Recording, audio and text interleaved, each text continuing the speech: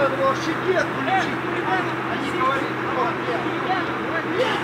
блядь, что так долго-то, блядь?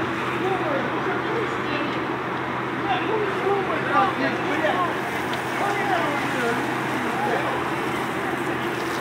Блядь.